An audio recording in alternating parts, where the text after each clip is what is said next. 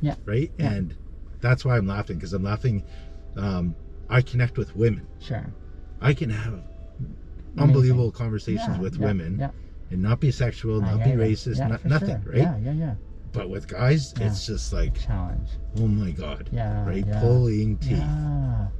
And so my premise is that this is not inaccessible for guys, but maybe it hasn't been modeled enough or well for them to know where to start, for example. Exactly, yeah. And so when they're unfamiliar, it can be awkward when you're just stepping out into the dark and saying, how do I start describing what's going on inside when I've never even learned how to describe what's going on inside emotionally?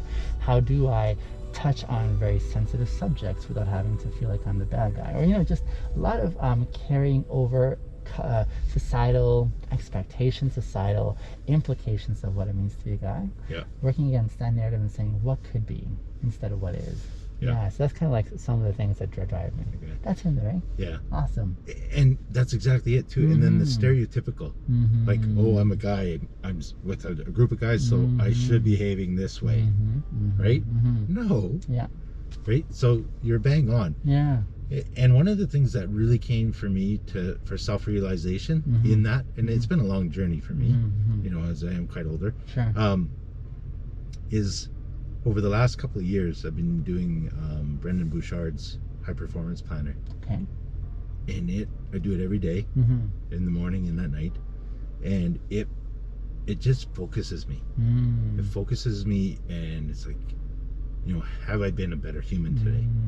At the end of the day, right? So at the beginning of the day, it's like, what are my goals today? Sure. And it doesn't have to be a to-do list. Yeah. It's goals for yourself. Right. It can be corporate, Yeah. but it can also be, you know, I really want to reach out to somebody new today, Yeah. right? Yeah. And start a new connection. Or, Yeah. hey, I haven't thought of Johnny for 3 months. Sure. I got to reach out to him. Yeah. Like, it's that kind of, it drives that path. Ah. So then at the end of the day, Yeah. you have to hold yourself accountable. Right. Right? So at the end of the day, it's like, did I make time for Johnny? Did I just send him a text, or Sure. did I totally blow it off? Right. And then I'm holding myself and I feel like bad, right? So I didn't do that, right? So, you know, and the reason I asked about your social media stuff too is I feel like you've spent a lot of time with podcasts and like listening to the podcasts and stuff that are out there. And I like feeding my mind. yeah, I like stretching my mind, especially with those who are going to challenge and yeah, drag me a little further. exactly. I appreciate that. My arena that I love playing in is ideas. Ideas, I think, have implications and follow through into practical ways of playing them out. But even as I deal with that medium of ideas and learning how to communicate them effectively, tactfully, there's still hearts involved. There's still hearts involved in the midst of that too. So it's not just ideas, but also how do we make other people feel even as we engage? Yes. A lot of my riders, for example, they'll share perspectives that I may not share or hold, and yet as I engage with them, I'm thinking, how do I bring my questions of interest, curiosity, a challenge, in a way that doesn't come across as me ripping them apart, for example. Still dealing with ideas, but still also remembering there's a human being on the receiving end. Yes. And how do I want to make them feel even as I draw them out? Yeah. How do I want to make them feel so that in the aftermath there's a good aftertaste Yes, instead of absolutely. an unfortunate one? It's a good point, because even today I had this conversation with my director, and by the second hour that we had booked, had to come back a couple of times, he says, you have managed up. Through this conversation, you have strategically managed up, Well done. right? And Yeah. you haven't manipulated Yeah, me. yeah, yeah, You haven't made me feel like Sure. you're using me. Yeah. You've made me feel like you're putting this topic out there. You're having a conversation, and you're slowly feeding me Yeah. until I come to the realization, Sure. and not saying, hey, you need to do this. Yeah. It's like, hey, how about if we Sure. have this conversation around this, Yeah. and then slowly keep planting, right? yeah. Here's the fertilizer, Yeah. here's the water, here's the Yeah. sun, Yeah. and then all of a sudden, whoa, there it is, right? Yeah, yeah. And I didn't even realize I was doing it, That's amazing. right?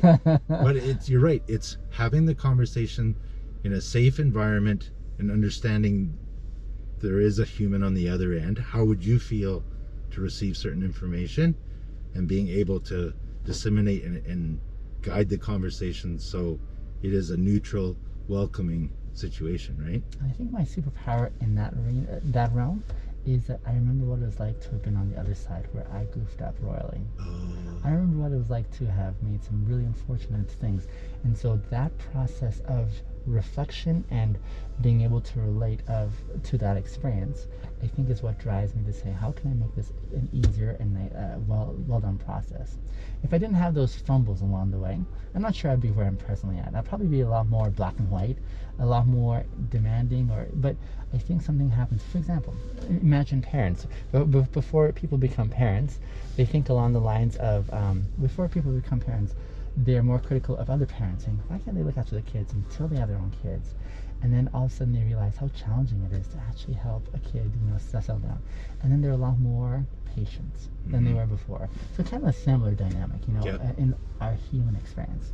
The more we're able to be aware of how we're wrestling our way forward, fumbling our way forward, I think the more we have access to those resources that say, I'm going to just choose the foot here that extends graciousness, kindness. Well, then that's very interesting way to put it, because the other thing too is you're receptive enough to recognize the situation and you're open, right?